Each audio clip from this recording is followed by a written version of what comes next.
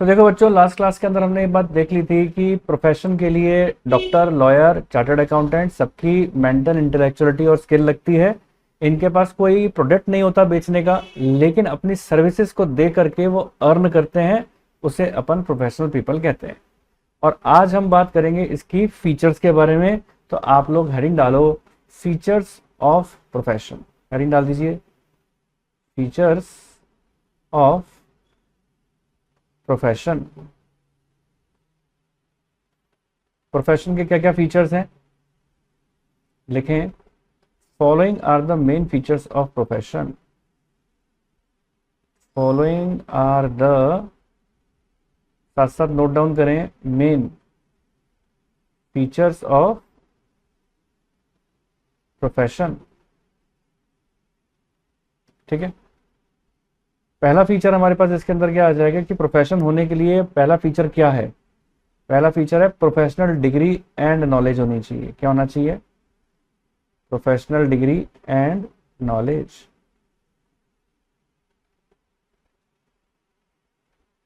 And knowledge लिखें, फिर समझाता हूं।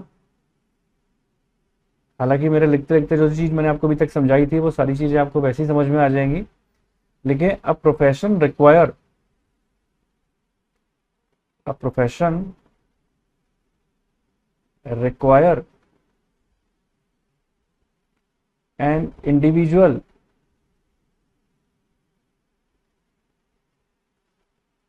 profession require an individual to possess an in-depth knowledge, to possess in-depth knowledge। तो जो बातें अपन डेफिनेशन में पढ़कर आए हैं वही सारी बातें मैंने फीचर में लिखवानी है ऑफ द फील्ड। तो क्या बात लिखवाई मैंने कि एक प्रोफेशनल पीपल को अपने सब्जेक्ट की, अपने प्रोफेशन की इन डेप्थ नॉलेज होनी चाहिए अपनी फील्ड की। जैसे डॉक्टर के बारे में मैंने बात बताया था, डॉक्टर को एमबीबीएस है तो उसको अपनी डॉक्टर प्रोफेशन की इन डेप्थ नॉलेज होती है, पता है कि पेशेंट का इलाज कैसे करना है। एक एडवोकेट है तो उसको अपनी प्रोफेशन की इन डेप्थ नॉलेज है, पता है कि केस कैसे लड़ना है। एक चार्टर्ड अकाउंटेंट है, उसको अपने प्रोफेशन की इन डेप्थ नॉलेज है, पता है टैक्स कैसे बचाना है और अकाउंट्स कैसे मेंटेन करने हैं। क्या चार्टर्ड अकाउंटेंट को थोड़ा पता होगा कि पेशेंट को कैसे हैंडल करना है या केस कैसे लड़ना है ना? उनको पता नहीं होगा, अपने प्रोफेशन की पूरी नॉलेज होती है ना? तो प्रोफेशनल डिग्री होनी चाहिए प्रोफेशनल पीपल के पास और नॉलेज भी होनी चाहिए। जैसा कि मैंने आपको बताया, डॉक्टर है तो उसके पास आईएमए जो एसोसिएशन है उसको डिग्री देती है, बार काउंसिल किसको डिग्री देती है? एडवोकेट को देती है ना? ऐसी आईसीएआई इंस्टीट्यूट किसको डिग्री देता है? चार्टर्ड अकाउंटेंट को डिग्री देता है। दूसरी चीज, सेकंड इसके अंदर आ रहा है हमारे पास कोड ऑफ कंडक्ट। लिखो, फिर समझाता हूं कोड ऑफ कंडक्ट को। Code of conduct, code of conduct से क्या मतलब है पहले लिख लें। Every profession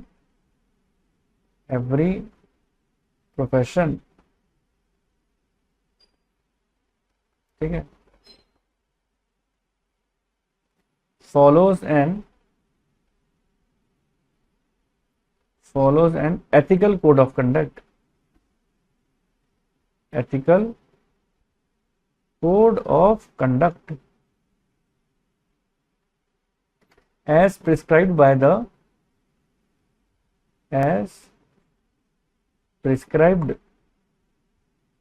the concerned professional association, professional association.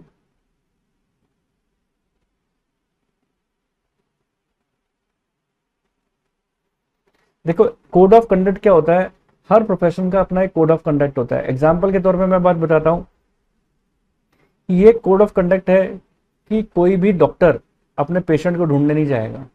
ठीक है, कोई भी, इनका एक एथिक है कि कोई भी डॉक्टर अपने पेशेंट को ढूंढने नहीं जाएगा, पेशेंट ढूंढता हुआ आएगा डॉक्टर को। इतना कैलिबर प्रोफेशन है डॉक्टर का।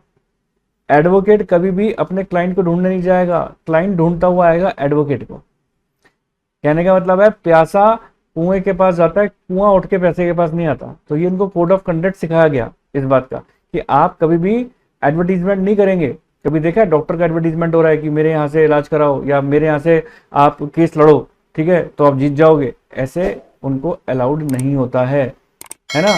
तो कोड ऑफ कंडक्ट फॉलो करने पड़ते हैं प्रोफेशनल्स को। फिर थर्ड पॉइंट लिखें आप, limited capital investment. Limited capital investment.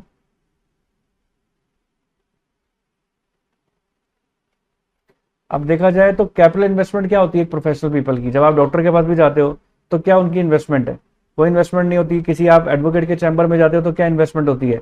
ले दे के थोड़ा सा छोटा सा तो एक रूम होता है, डॉक्टर की क्लिनिक में गए, छोटा सा रूम होगा जिसमें डॉक्टर बैठा हुआ होगा, एक कंपाउंडर बैठा रखा होगा, कुछ दवाइयां रखी हुई होंगी, ऐसे ही होता है उनका। ऐसा एज सच का इन्वेस्टमेंट है। लेकिन मान लो अगर कोई बिजनेस करने जा रहे हो तो बिजनेस के अंदर तो लंबा चौड़ा इन्वेस्टमेंट होता है।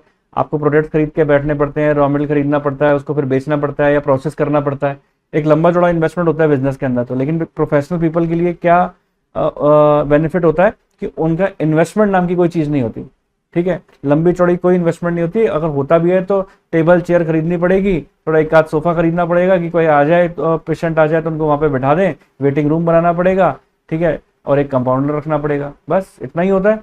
इससे ज़्यादा कोई इन्वेस्टमेंट की जरूरत नहीं पड़ती। लेकिन अगर कोई बड़ा बिजनेस खोलने जा रहे हो तो उसके अंदर आपको काफ़ी लंबे चौड़े इन्वेस्टमेंट की जरूरत पड़ती है। लिखो आगे, practicing a profession require, practicing a profession require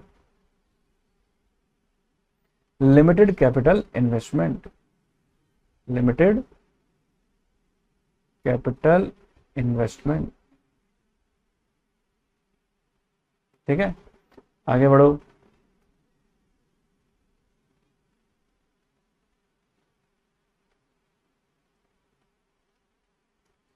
ठीक है, अब देखो इसके बाद क्या आ जाएगा हमारा, थर्ड के बाद फोर्थ नंबर का फीचर क्या है? जैसे कि मैंने आपको पहले भी बताया था, डिग्री लेने के लिए कोई ना कोई एसोसिएशन होती है जो प्रोफेशनल पीपल को डिग्री देती है। जैसे डॉक्टर को आईएमए, बार काउंसिल जो है एडवोकेट को देती है, और आईसीएआई सीए को देती है। तो इसका फोर्थ नंबर का क्या है? प्रोफेशनल एसोसिएशन होती है। अब मान के चलो कोई बिजनेस करने जा रहा है या किसी ने एमबीए किया, वहां पर कोई प्रोफेशनल एसोसिएशन थोड़ा ना होता है कि जो उसको डिग्री दे उठा के। आज कोई मान लो कोई दुकान खोल के बैठा है, अपनी बिजनेस कर रहा है, तो वहां पर उसको किसी तरीके की वो डिग्री लेने की जरूरत है क्या? कोई डिग्री लेने की जरूरत नहीं होती, वो डायरेक्टली अपना दुकान खोल के काम कर सकता है। लेकिन एक प्रोफेशनल पर्सन को क्या होता है, आज मैं सोचूं मैं डॉक्टर बन जाऊं तो कब बन सकता हूं क्या? नहीं, तो उसके लिए मुझे क्या काम करना पड़ेगा? एक एग्जाम पास करना पड़ेगा, डिग्री लेनी पड़ेगी, तभी जाके हो पाएगा ना।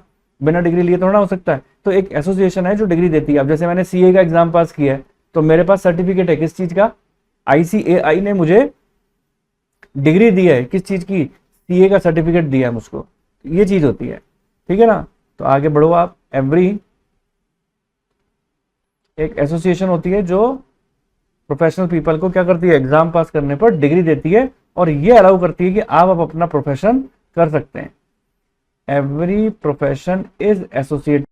पढ़ते रहना। मैं तो सिर्फ बस इतनी सी चीज चेक करने आया हूं कि क्या मेरे सारे बच्चे जो मेरे वीडियोस हैं वो प्रॉपर तरीके से देख भी रहे हैं या नहीं।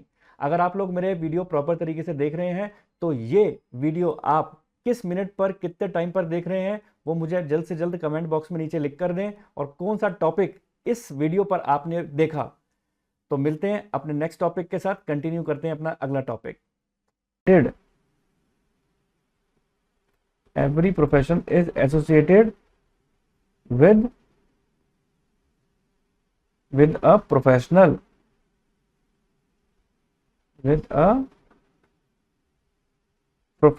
association body. प्रोफेशनल एसोसिएशन बोलो या प्रोफेशनल बॉडी बोलो, बात बराबर है। दैट प्रोवाइड गाइडलाइन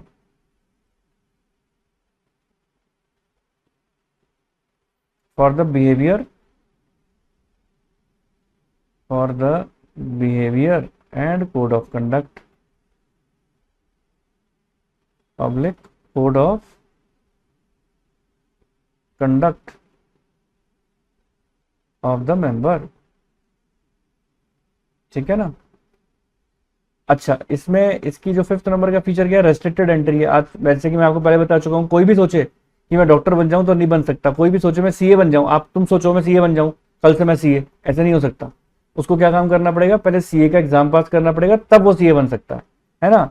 तो क्या करोगे, इसका मतलब इसमें इसका दूसरा 5वें नंबर का फीचर फीचर क्या आया, रेस्ट्रिक्टेड एंट्री है। कोई भी सोचे कि मैं प्रोफेशनल पीपल बन जाऊंगा तो वो ऐसे नहीं बन सकता जब तक वो एग्जाम पास ना कर ले। तो लिखो entry in a profession, entry in a profession is restricted through some requirements,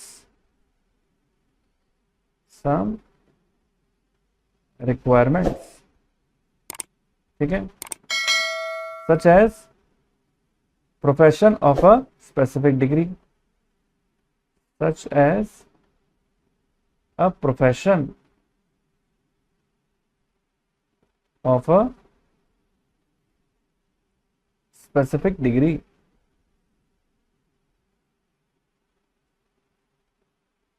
knowledge of a specialized skill,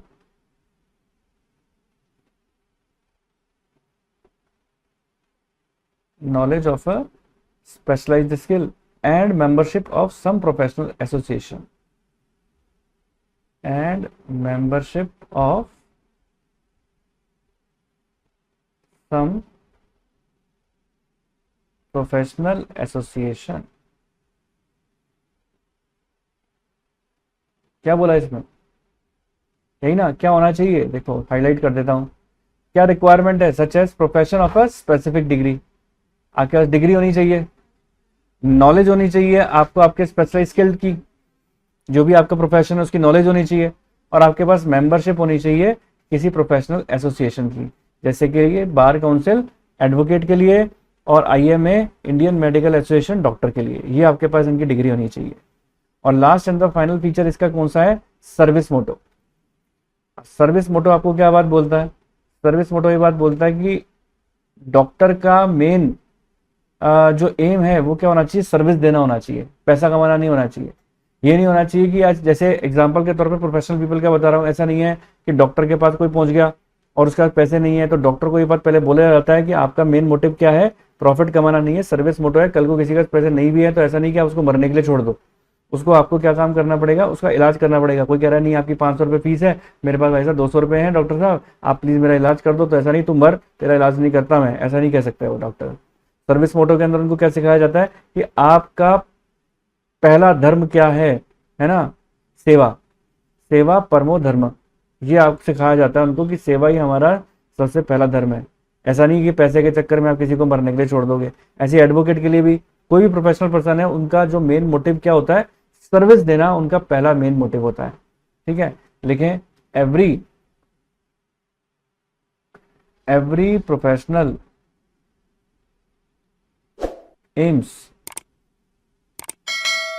aims at giving, every professional aims at giving prime importance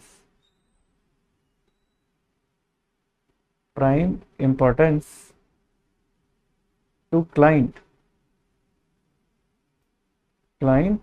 servicing. मतलब प्राइम इंपॉर्टेंस क्या है, client को service देना। तो यहां पर हमारा professional वाला जो कंसेप्ट है वो कंप्लीट होता है। अब हम आगे बढ़ेंगे एम्प्लॉयमेंट के ऊपर। देखो 3 बातें थी ना, बिजनेस, प्रोफेशन, एम्प्लॉयमेंट। अब मैं आप लोगों को एम्प्लॉयमेंट लिखवाने जा रहा हूं, आप लोग हेडिंग डालो एम्प्लॉयमेंट, अगले पेज से लिखते हैं।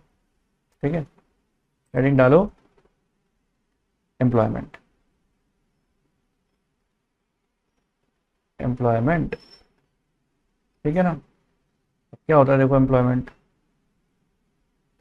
पहले लिख लो फिर समझाता हूं। In this type of economic activity, in this type of economic activity,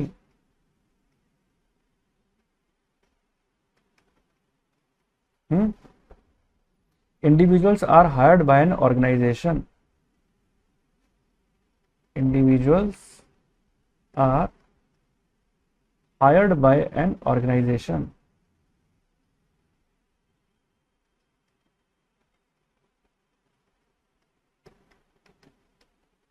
है ना, to work on a regular basis, to work on a regular basis, ठीक है, and are paid, and are paid in exchange of services.